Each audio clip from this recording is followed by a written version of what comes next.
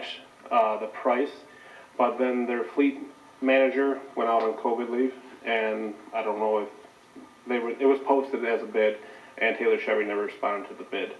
We had 3 people respond, and Berger won the bid. So who were the other ones that responded? There was a dealership in Redford, Berger, and I don't recall the third. And then my question was too, is how, within the bid amount, the transportation, is there a cost of either picking it up or them delivering the vehicles that is included in the cost? That is included in the cost, the delivery of the vehicles.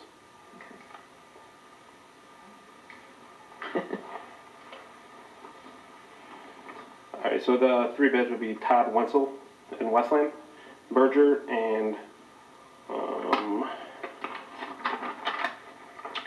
believe it's Jefferson Chevrolet in Detroit. Okay. And Berger was the lower? Yes, there's two dealerships in the state of Michigan, what I've been told, that have the state bid authority, basically offer the lowest price. And then the other dealerships have to work the numbers to try to compete or get close or ask GM for permission to use the state bid price. Thank you. Clerk Bauer, you had somebody? Sure.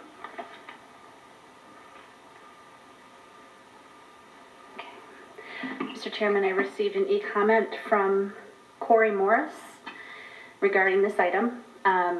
His comment is, how urgently needed are these vehicles, as we have small businesses hanging on by a thread during the pandemic, and a grant or loan program would go a long way to protecting Taylor businesses and jobs.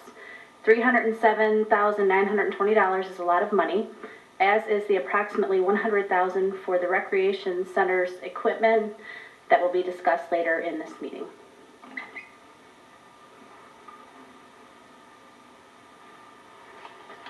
Like I explained, the shape of our vehicles currently, on day shift, we usually have 5 to 6 cars out there. There's times where those cars, they're usually single cars on day shift.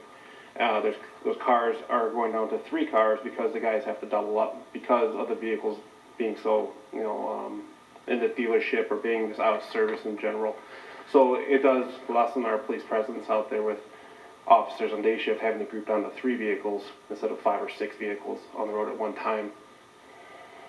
Also, Mr. Baum, if you'd like to come up and just to point out, we have been offering small business loans for a few months now, and I think we just moved money over for a grant, but I don't think we can offer grants through our general fund money. It has to be through community development. Yeah, through the chair.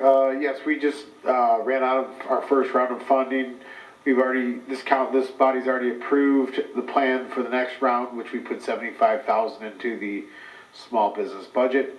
We're just waiting for our funding agreement, and then we can launch that. And as well, I believe Congress is right now negotiating another stimulus package, which I don't know if it'll include CDBG, but I do believe there will be some assistance for small businesses included in that if it passes. Okay. Yeah. So just to, Mr. Morris, if you do own a small business and you are looking for a grant, community development, Jeff Baum, his office would be the person to contact. Mr. Chairman, just to touch base on your final point of the comment, you're absolutely 100% correct. Even if this motion gets voted down, the monies cannot be used to give away to small businesses. So, there's, I guess, just to put some closure to it, it's not an either-or scenario. These would have to be federal dollars specifically designed for that purpose. Okay. Does anybody else have any questions? Okay. If not, all those in favor say yes. Yes. All opposed say no. Motion carries. Item 6.4 is a motion to approve payment for emergency training solutions for the PELS recertification class in the amount not to exceed $5,200, and this is funded through the General Fund Fire Department and Training and Transport account. Motion. Support? Okay, I have a motion by Councilman Remick, supported by Councilwoman Pats. Is there any discussion? Do we have someone here? Do we have anyone from fire here? I was wondering if they could explain what this is, a PALS. Certification. It's pediatrically support. I don't see anyone here. Yeah.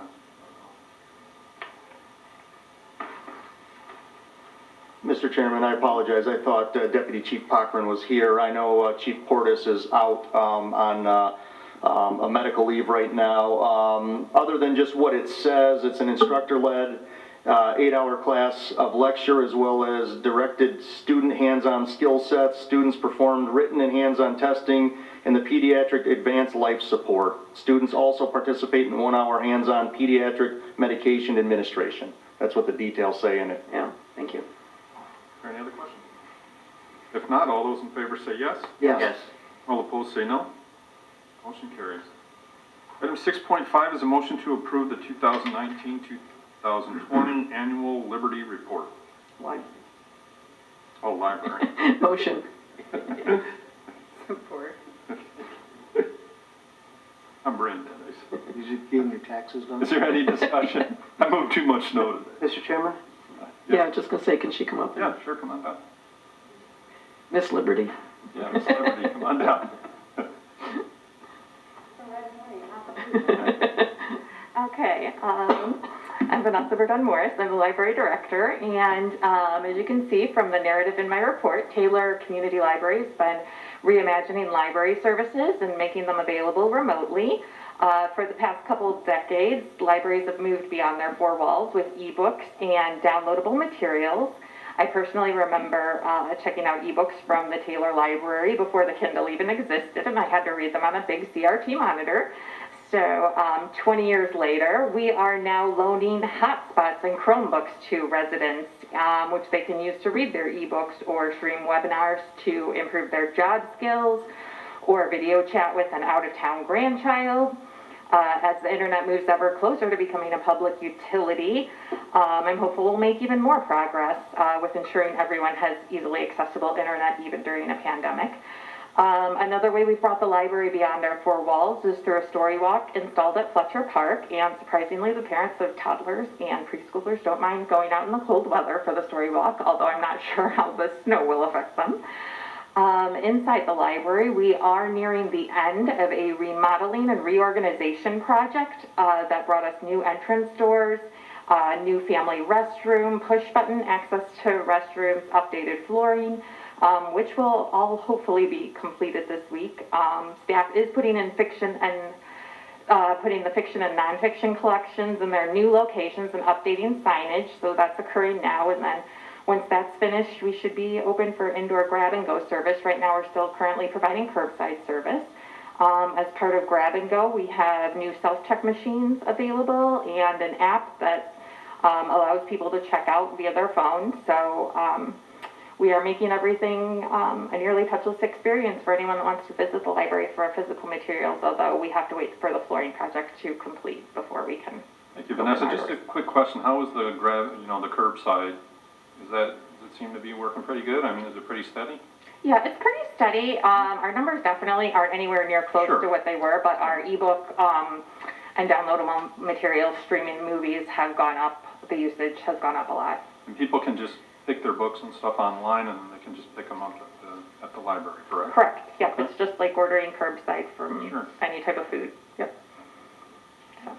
Yep, I just want to say, I still think you're doing an awesome job, your whole crew that's over there.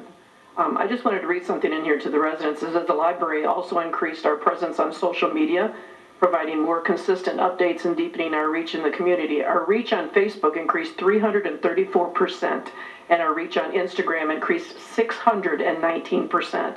So that's like, wow. So I just, kudos to you guys. Thank you. Mr. I will Chairman? agree with that. Councilman Missouri?